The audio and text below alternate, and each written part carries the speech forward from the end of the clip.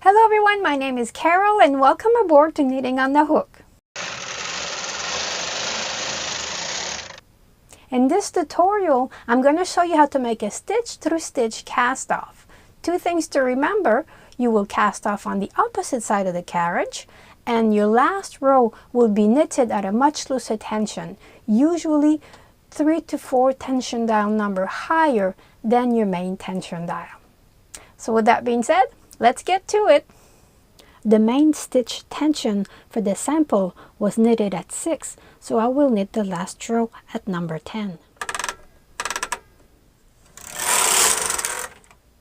Bring forward your needle onto E position and slide your sample forward to close the latches. Cut your yarn off. Take your latch tool and place it inside the first stitch. Push the needle out of the way, making sure that the stitch is below the latch. Place the latch tool inside the second stitch and knit the second stitch through the first stitch. Push the needle out of the way.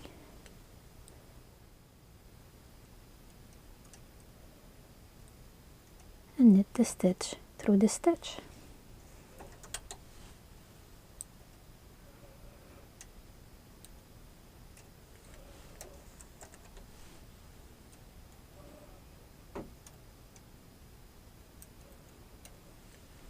That is the reason why we knit the last row at a much looser tension, so we can knit stitch through stitch.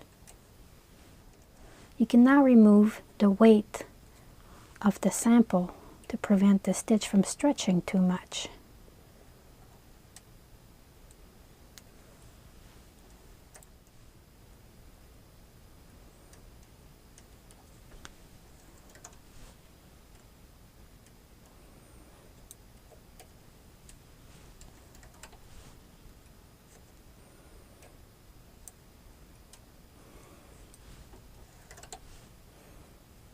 Take the tail end and make a little knot. This is what the stitch through stitch cast off looks like from the purl side. And from the knit side.